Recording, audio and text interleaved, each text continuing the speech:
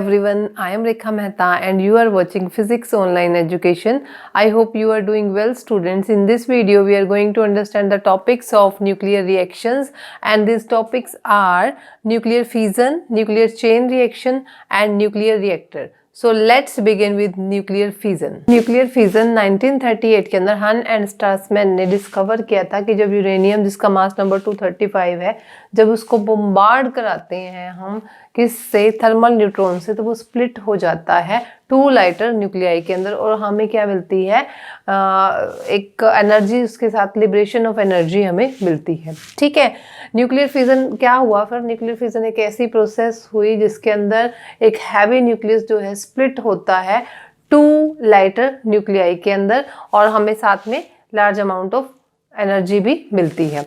ठीक है, तो यूरेनियम जिसका मास नंबर 235 है, जब बम्बार्ड कराया गया किससे, थर्मल न्यूट्रॉन से, तो वो स्प्लिट हुआ 2 न्यूक्लियाई के अंदर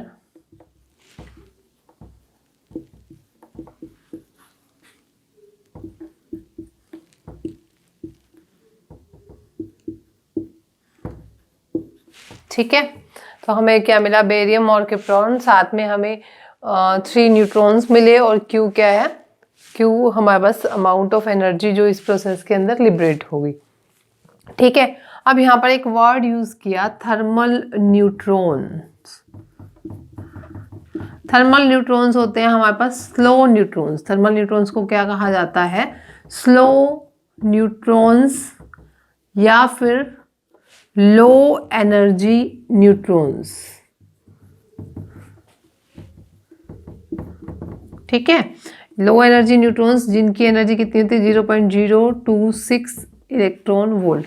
इतनी एनर्जी होगी इन न्यूट्रॉन्स की। जब इन न्यूट्रॉन्स को यूरेनियम के ऊपर बम्बार्ड कराया जाएगा तो यूरेनियम स्प्लिट हो जाएगा बेरियम और क्रिप्टॉन के अंदर और हमें इस प्रोसेस के अंदर भी 3 न्यूट्रॉन मिलेंगे और Q अमाउंट ऑफ हीट मिलेगी। ये जो Q अमाउंट ऑफ हीट हमें मिलती है, ये बहुत लार्ज अमाउंट में मिलती है, लगभग 200 मेगा इलेक्ट्रॉन वोल्ट एनर्जी हमें इस प्रोसेस के अंदर मिलती है। ठीक है, अब ये इतनी अमाउंट ऑफ एनर्जी हमें क्यों मिलती है? देखो, एक डिफरेंस होता है न्यूक्लियर रिएक्शन और केमिकल रिएक्शन के अंदर। न्यूक्लियर रिएक्शन के अंदर जो मास ऑफ रिएक्टेंट्स है वो ऑलवेज ग्रेटर होता है than the mass of the product, लेकिन केमिकल रिएक्शन के अंदर क्या होता है, जो मास है हमारा रिएक्टेंट साइड का और प्रोडक्ट साइड का, वो क्या रहता है, कांस्टेंट रहता है।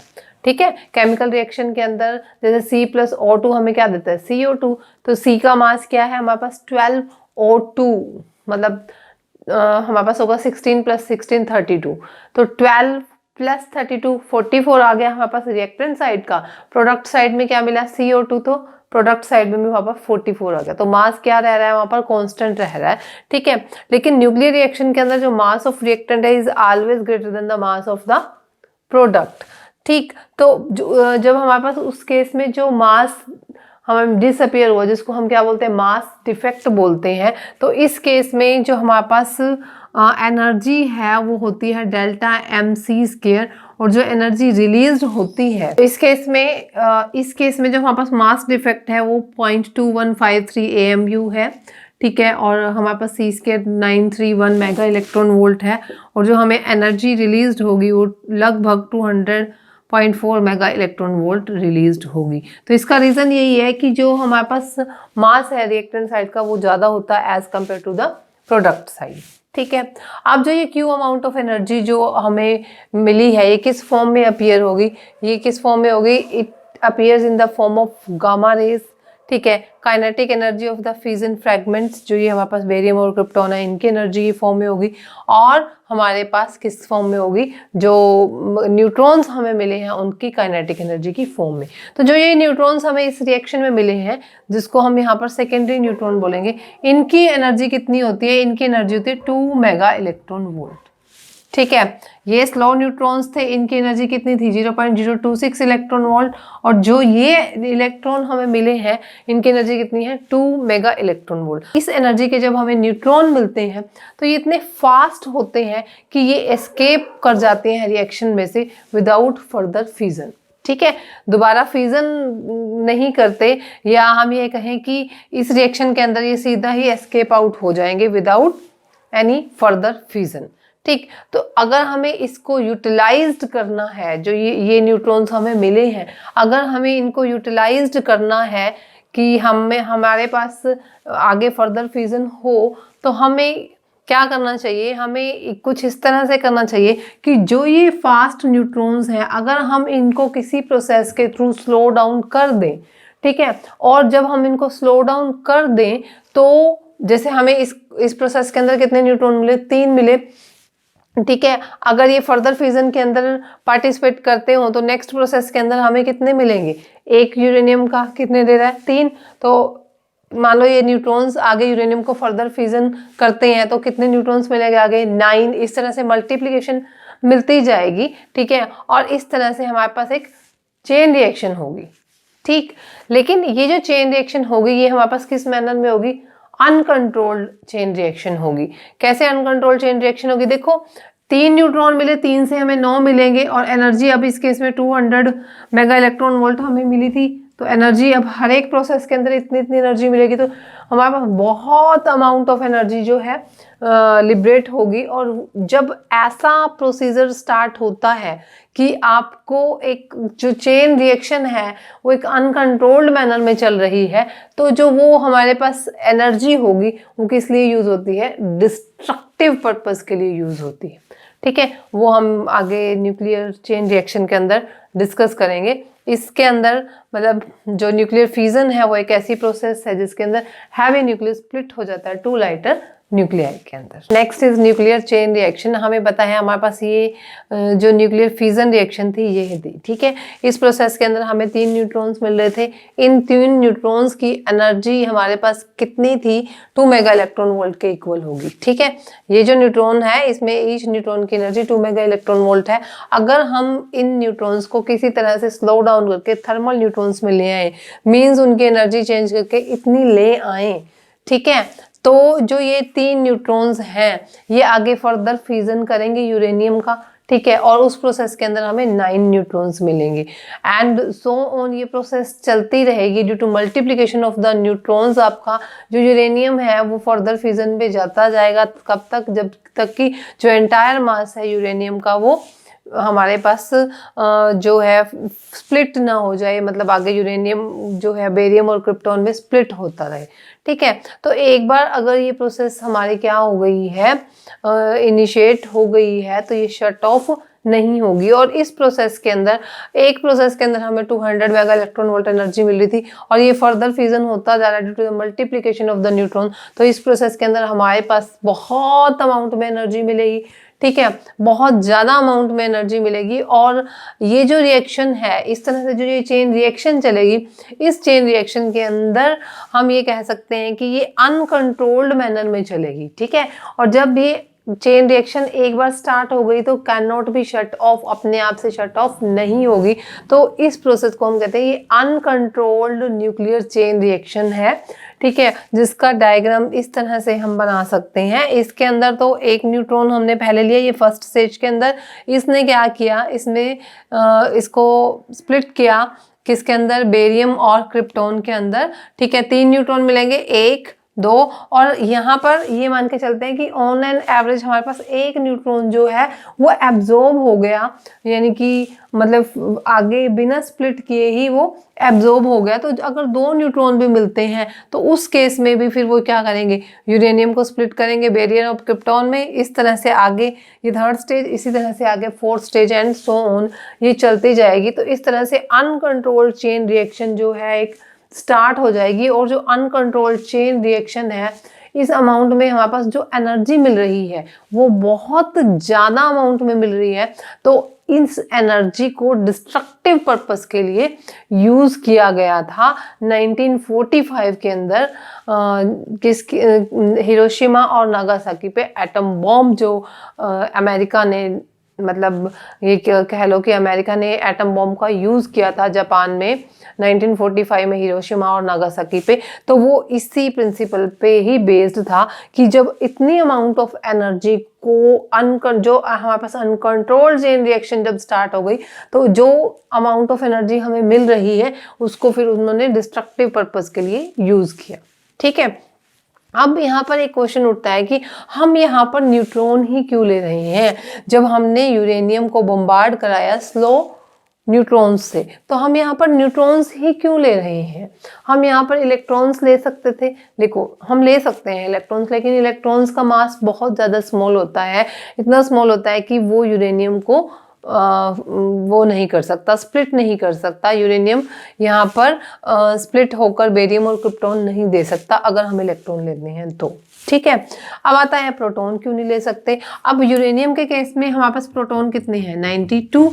यहाँ पर अगर हम प्रोटॉन ले भी लेते हैं, जिसके ऊपर क्या होगा? Positive charge. इतने ज़्यादा न्यूट्रॉन्स के साथ जब ये बम्बार्ड कराएंगे तो उनके बीच में रिपल्शन ही इतनी हो जाएगी, वो न्यूक्लियस से दूर चला जाएगा, इसके अंदर भी आगे फ्यूजन नहीं होगा, स्प्लिटिंग नहीं होगी। That's why we are taking here neutrons, और वो भी कौन से? Slow down neutrons. तो this is all about the nuclear chain reaction, और ये हमारे पास अनकंट्रोल्ड चेन रिएक्शन है। ठीक है, अब हम आगे डिस्कस करेंगे कि अगर हमें कंट्रोल्ड चेन रिएक्शन लेनी है तो हम कैसे उसको यूज़ कर सकते हैं। देखो, डिस्ट्रक्टिव पर्पस में तो हम कहाँ यूज़ कर रहे हैं? एटम बॉम्ब के अंदर। ठीक है, और अगर हमें इसको कंस्ट्रक्टिव पर्पस में यूज़ करना है तो हमें क्या करना होगा? हमें ये करना होगा कि जो हमारे पास ये 3 न्यूट्रॉन मिल रहे हैं, अगर ऑन एन एवरेज 1 न्यूट्रॉन हमें आगे फर्दर फ्यूजन के लिए मिल जाए, इन 3 में से 2 न्यूट्रॉन एब्जॉर्ब करवा लिए जाएं, ठीक है, ये 2 न्यूट्रॉन्स या तो लॉस्ट हो जाए या एब्जॉर्ब हो जाए, और फिर एक ही आगे न्यूट्रॉन हमें फर्दर फ्यूजन के लिए अगर मिले, तो उस अमाउंट में, जो इस केस में जो हमें अमाउंट में एनर्जी मिलेगी, उस एनर्जी को हम आगे कंस्ट्रक्टिव पर्पस में यूज़ करते हैं, और वो जो प्रिंसिपल है वो किसका होता है? न्यूक्लियर रिएक्टर का। ठीक है, जिसके अंदर हम कंट्रोल्ड चेन रिएक्शन लेकर चलते हैं। Some important points of consideration for a self-propagating chain reaction। अगर हमें चेन रिएक्शन को अपने आप प्रोपेगेट कराना है तो कुछ पॉइंट कंसीडर करने पड़ते हैं, जिसके अंदर फर्स्ट आता है leakage of neutrons from system. इसके अंदर क्या है? जो हमारे पास सम ऑफ न्यूट्रॉन्स जो हमें फ्यूजन रिएक्शन के अंदर प्रोड्यूस हुए थे वो एब्जॉर्ब हो जाते हैं। ठीक है, तो जो न्यूट्रॉन्स अगर एब्जॉर्ब हो गए तो वो हमें आगे फर्दर फ्यूजन के लिए नहीं मिलेंगे। अगर फर्दर फ्यूजन के लिए नहीं मिलेंगे तो हमारे पास चेन रिएक्शन नहीं होगी। ठीक है, रिएक्शन अपने आप प्रोपेगेटिंग नहीं होगी। तो अगर हम क्या करें, इस लीकेज ऑफ न्यूट्रॉन को रिड्यूस्ड कर दें। ठीक है, हमें ऑन एन एवरेज तो 1 न्यूट्रॉन मिलना चाहिए, तभी चेन रिएक्शन अपने आप प्रोपेगेट करेगी। तो ऑन एन एवरेज हमें 1 न्यूट्रॉन मिलना चाहिए। तो उसके लिए हमें क्या करना पड़ेगा? जो लीकेज ऑफ न्यूट्रॉन्स है फ्रॉम द सिस्टम, उसको हमें रिड्यूस्ड करना पड़ेगा। और वो हम रिड्यूस कैसे कर सकते हैं? By using reflector in the design of reactor. जब हम रिएक्टर को डिज़ाइन करेंगे तो उसके अंदर रिफ्लेक्टर अगर हम लगा दें तो उससे हम लीकेज ऑफ न्यूट्रॉन्स को क्या कर सकते हैं? रिड्यूस्ड कर सकते हैं। Next is absorption of neutrons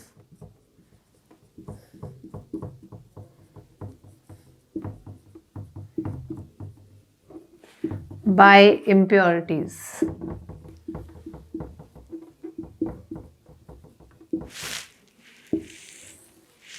जो सेकेंडरी न्यूट्रॉन्स हैं ये एब्जॉर्ब हो जाते हैं बाय द इम्प्योरिटीज।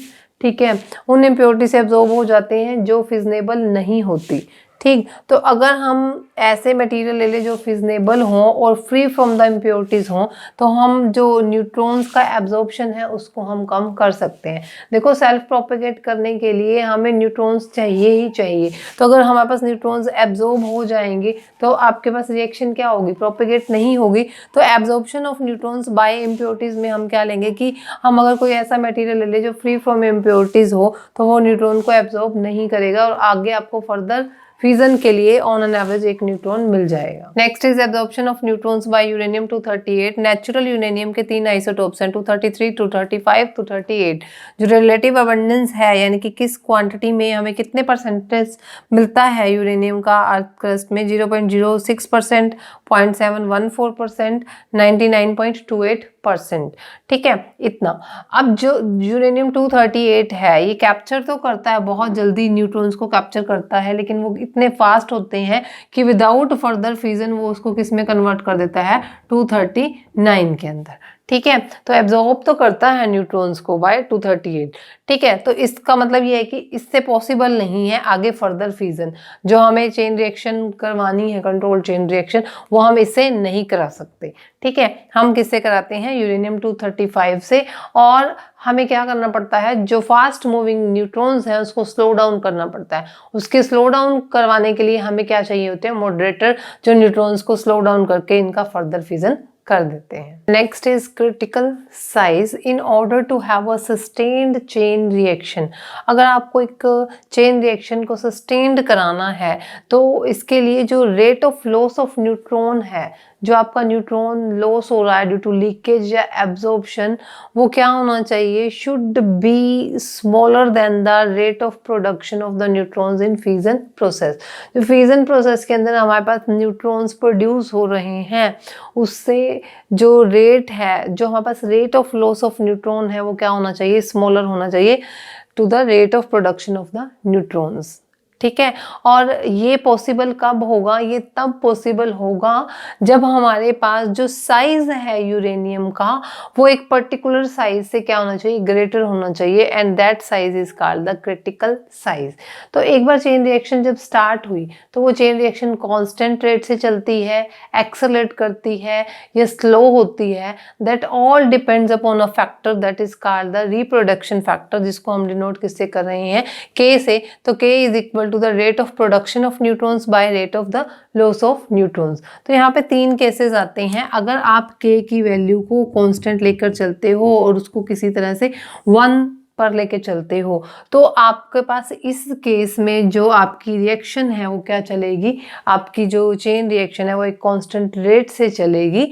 और इस केस में आपका जो साइज है यूरेनियम का वो एक पर्टिकुलर साइज से ज़्यादा होगा, जिसको आप क्या बोलेंगे, size of फिजनेबल material. In this case जब के 1 है तो उसको हम बोलेंगे क्रिटिकल साइज, और उस केस में जो मास होगा that is called the critical mass. ये तो फर्स्ट केस हो गया। सेकेंड केस में अगर k ग्रेटर देन 1 है, k ग्रेटर देन 1 है तो उस केस में जो आपके पास एक्सप्लोजन होगा उस स्टेज में, और जो साइज है फिजनेबल मटेरियल का उस केस में होगा सुपर क्रिटिकल। ठीक है, उस केस में क्या होगा, सुपर क्रिटिकल साइज होगा। और ये जो फिजनेबल मटेरियल है या ये जो फिजनेबल प्रोसेस है वो हम कहाँ यूज़ करेंगे, जब हमारे पास क्या है, बहुत ज़्यादा अमाउंट में एनर्जी मिलेगी। ठीक है, एक्सप्लोजन होगा तो वो कहाँ यूज़ होता है, एटम बॉम्ब के अंदर। और अगर हमारे पास थर्ड केस हम लेके चलते हैं, k less than 1, k less than 1 है तो इस केस में जो साइज होगा उसको हम बोलेंगे सब क्रिटिकल। इसमें क्रिटिकल, सुपर क्रिटिकल, सब क्रिटिकल। इस केस में जो हमारे पास रिएक्शन है वो क्या हो जाएगी, स्टॉप हो जाएगी। ठीक है, तो हमें अगर रिएक्शन को सस्टेन्ड चेन रिएक्शन चाहिए तो हमारे पास जो साइज है वो कितना होना चाहिए, क्रिटिकल साइज होना चाहिए, और जो हमारे पास रिप्रोडक्शन फैक्टर है वो हमें मेंटेन करना होगा कहाँ पर, 1 पर। Next is nuclear reactor. Nuclear reactor क्या है, न्यूक्लियर रिएक्टर एक ऐसा डिवाइस है जिसके अंदर जो फ्यूजन रिएक्शन है प्रोसीड करती है इन अ कंट्रोल्ड मैनर। वो इस तरह से प्रोसीड करती है कंट्रोल्ड मैनर के अंदर कि हमारे पास एनर्जी प्रोड्यूस होती है। ठीक है, फ्यूजन रिएक्शन कंट्रोल्ड मैनर में प्रोसीड करती है न्यूक्लियर रिएक्टर के अंदर और एनर्जी प्रोड्यूस होती है। वो जो एनर्जी प्रोड्यूस हुई है उस एनर्जी को हम कंस्ट्रक्टिव पर्पस के अंदर यूज़ करते हैं, जैसे for generation of electric power. ठीक है, अब इसके अंदर होता क्या है न्यूक्लियर रिएक्टर के अंदर, न्यूक्लियर रिएक्टर के अंदर आपको पहले भी मैंने बताया था, पीछे जब हमने कंट्रोल चेन रिएक्शन डिस्कस की थी तो उसके अंदर क्या बताया था कि आपकी जो न्यूक्लियर चेन रिएक्शन है, ठीक है, वो हमारे पास जब प्रोसीड करती है, हम उसके अंदर क्या करते हैं, ऑन एन एवरेज एक ही न्यूट्रॉन को रखते हैं कि ऑन एन एवरेज हमारे पास जो एक न्यूट्रॉन लेफ्ट हो आगे फर्दर फ्यूजन के लिए, सो दैट जो हमारी चेन रिएक्शन है वो कंट्रोल्ड मैनर से हो सके। अगर हम तीनों के तीनों न्यूट्रॉन्स को आगे फर्दर फ्यूजन में यूज़ करते हैं तो वो जो एनर्जी बहुत ज़्यादा अमाउंट में मिलेगी वो डिस्ट्रक्टिव पर्पस के लिए यूज़ हो जाएगी, जो हमें नहीं करनी, हमें कंस्ट्रक्टिव पर्पस के लिए करनी है। और इस प्रोसीजर के अंदर जो न्यूट्रॉन रिप्रोडक्शन फैक्टर है, न्यूट्रॉन रिप्रोडक्शन फैक्टर जो पीछे भी हमने डिस्कस किया है के, वो नियरली इक्वल होता है 1 के। मीन्स जो हमारे पास प्रोडक्शन है और the consumption of the neutrons are nearly equal. ठीक है, अब हम डिस्कस करेंगे इसके अंदर कंस्ट्रक्शन। ये जो न्यूक्लियर रिएक्टर है ये एग्जाम में इस तरह से भी आ सकता है कि explain the construction and working of the nuclear reactor, और ये भी आ सकता है कि जनरल एस्पेक्ट्स क्या है न्यूक्लियर रिएक्टर के। तो दोनों में ही आपका ये क्वेश्चन आएगा। It is the diagram of the nuclear reactor. ठीक है, इसके अंदर आपके पास ये कंट्रोल रोड्स हैं, इसके अंदर ये फ्यूल रोड्स हैं, फ्यूजन चैम्बर है, shielding that is coolant, super heated steam, ये हीट एक्सचेंजर है, आगे ये टरबाइन है, आगे हमने उसको किसके साथ कनेक्ट किया हुआ है, इलेक्ट्रिक जनरेटर के साथ। ठीक है, अब होता क्या है इसके अंदर, 1 बाय 1 हम कंस्ट्रक्शन डिस्कस करेंगे। कंस्ट्रक्शन के अंदर जो फर्स्ट पॉइंट आता है वो किसका आता है, न्यूक्लियर फ्यूल का। ठीक है, जैसे हमें किसी उसको चलाना है गाड़ी को तो हमें फ्यूल की ज़रूरत होती है, ऐसे ही न्यूक्लियर रिएक्टर के लिए जो फ्यूल यूज़ होते हैं वो होता है हमारे पास यूरेनियम 235, प्लूटोनियम 239 और प्लूटोनियम 241। ये हम यूज़ करते हैं एज अ न्यूक्लियर फ्यूल। ठीक है, ये जो न्यूक्लियर फ्यूल है ये 2 फॉर्म में यूज़ हो सकते हैं, सॉलिड में भी और फ्लूइड फॉर्म में भी। ठीक है, जनरली जो यूज़ होते हैं वो सॉलिड फॉर्म में यूज़ होते हैं, लेकिन आजकल फ्लूइड फॉर्म में भी हम फ्यूल को यूज़ कर सकते हैं। इसके अंदर जो हमारे पास फ्यूल है वो कैसा होना चाहिए, वो फिजनेबल होना चाहिए। मतलब हम ऐसा फ्यूल यूज़ करें कि जब उसके ऊपर हम थर्मल न्यूट्रॉन्स की बम्बार्डमेंट कराएं तो वो किसमें स्प्लिट हो जाना चाहिए। ठीक है, तो ऐसा हमें फ्यूल लेना है जो फिजनेबल हो। ठीक, तो फर्स्ट था nuclear fuels, next is moderator.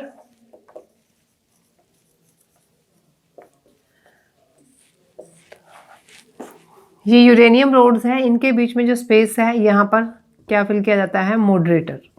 ठीक है, ये मॉडरेटर का क्या काम है, ये मॉडरेटर का काम है कि जो फास्ट न्यूट्रॉन्स आ रहे थे ना उसको क्या करना है, उसको स्लो डाउन करना है ताकि वो फर्दर फ्यूजन कर सके हमारे पास जो हमने यूरेनियम लिया है यहाँ पर। ठीक है, तो जो होता क्या है, जो मॉडरेटर के प्रोटॉन्स हैं, ठीक है, जो होता क्या है यहाँ पर, जो मॉडरेटर मटेरियल है वो कोलाइड करता है यहाँ पर फास्ट न्यूट्रॉन्स के साथ।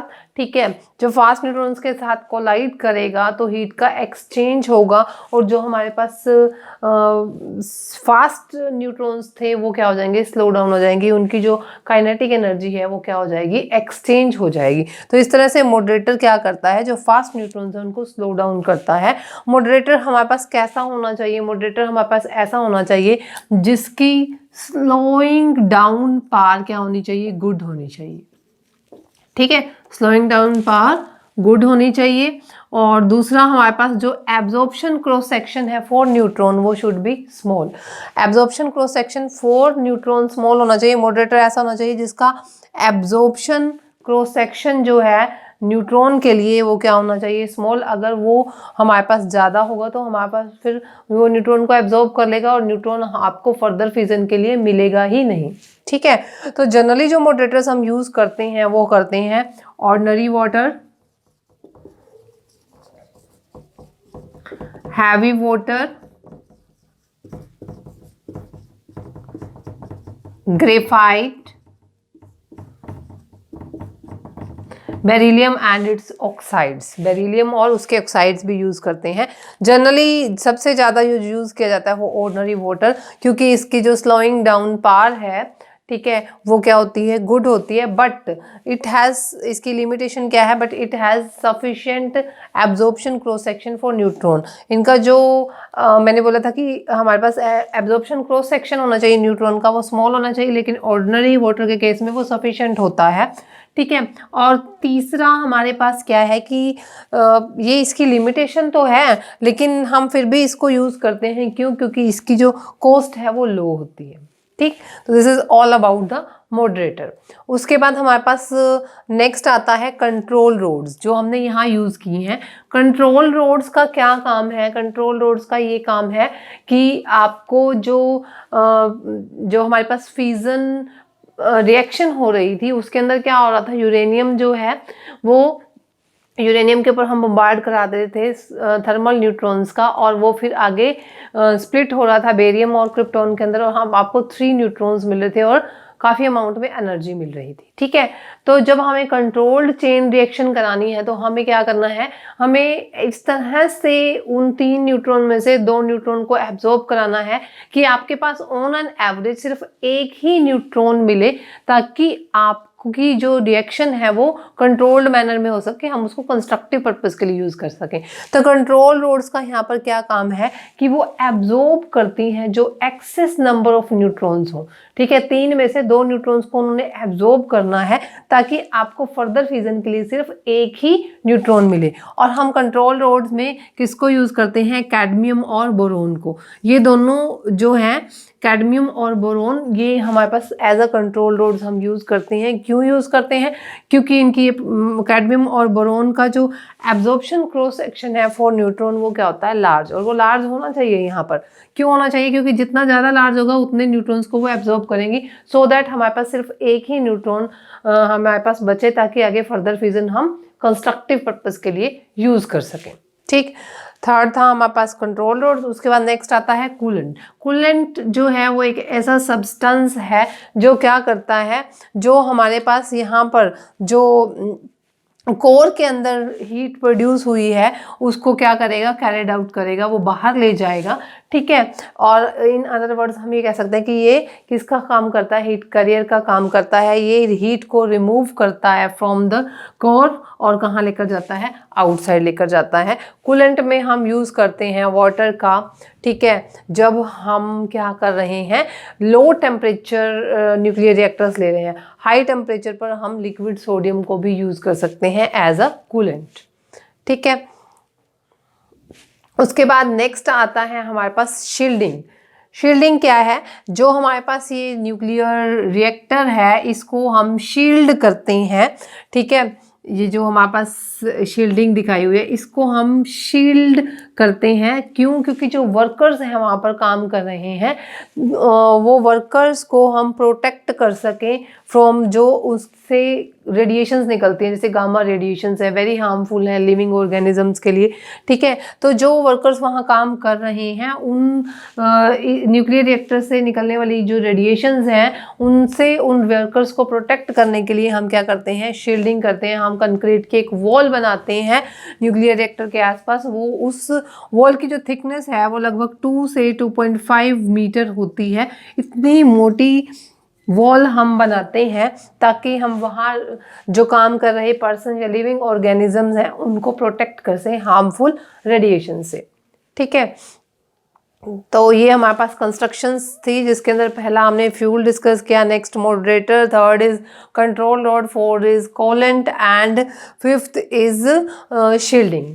ठीक है, अब इसके बाद आता है कि ये वर्किंग कैसे है हमारे पास न्यूक्लियर रिएक्टर की। न्यूक्लियर रिएक्टर के अंदर जब यूरेनियम रोड्स के ऊपर हम क्या करते हैं, न्यूट्रॉन्स को बम्बार्ड कराते हैं तो वो स्प्लिट हो जाता है टू लाइटर न्यूक्लियाई के अंदर। ठीक है, और यहाँ पर हमने क्या लिया हुआ है, यहाँ पर हमने कूलेंट को इनलेट कराएंगे। ठीक है, कूलेंट यहाँ सब कूलेंट भरा हुआ है। ये कूलेंट यहाँ जाकर कहाँ आएगा, हीट एक्सचेंजर में। हीट एक्सचेंजर में अगेन यहाँ पर क्या डाला हुआ है, वाटर। तो हीट एक्सचेंजर में जब कूलेंट आएगा तो हमारे पास ये हीट एक्सचेंजर क्या करेगा, हीट जो है हमारे पास यहाँ से कूलेंट ने जो हीट यहाँ दी, हीट एक्सचेंजर पानी को क्या करेगा, स्टीम में बनाकर, और सुपर हीटेड स्टीम जो है वो फिर आगे कहाँ जाएगी, यहाँ जो टरबाइन है, टरबाइन को ये अपनी हीट देगी। टरबाइन से हमने क्या किया हुआ है, इलेक्ट्रिक जनरेटर कनेक्ट किया हुआ है, तो इससे फिर हमारे पास इलेक्ट्रिसिटी प्रोड्यूस होगी जिसको आगे हम फिर यूज़ कर सकते हैं। ठीक है, ये था स्टीम यहाँ से आई, ठीक है, टरबाइन चल गया, टरबाइन से जनरेटर में गई और हमें इलेक्ट्रिक जो है पावर वो जनरेट हो गई। लेकिन जो हमारे पास अनयूज स्टीम थी वो कंडेंसर ने क्या किया, कंडेंसर उस अनयूज्ड स्टीम को वापस एज अ कोल्ड वाटर फिर हीट एक्सचेंजर में दे देगा। ठीक है, तो this is all about the nuclear reactor और उसकी वर्किंग। अगर हम इसके यूज़ की बात करें तो न्यूक्लियर रिएक्टर को हम यूज़ करते हैं for producing the radio isotopes, और फिर जो वो रेडियो आइसोटॉप्स है उसको फिर हम कहाँ यूज़ करते हैं, उसको हम मेडिसिन के अंदर यूज़ करते हैं, एग्रीकल्चर के अंदर उसकी एप्लीकेशंस हैं। ठीक है, और सेकंड हम इसको जैसे मैंने अभी बताया कि किसके लिए यूज़ करते हैं, to produce the electric power, और उसको फिर हम यूज़ करते हैं आगे। थर्ड इज़ हम न्यूक्लियर रिएक्टर के अंदर एक न्यूट्रॉन बीम प्रोड्यूस करते हैं। ठीक है, न्यूट्रॉन बीम को फिर आगे हम रिसर्च के अंदर यूज़ कर सकते हैं। ठीक है, तो this is all about the nuclear reactor. In our next lecture we will discussed about nuclear fusion. Thank you.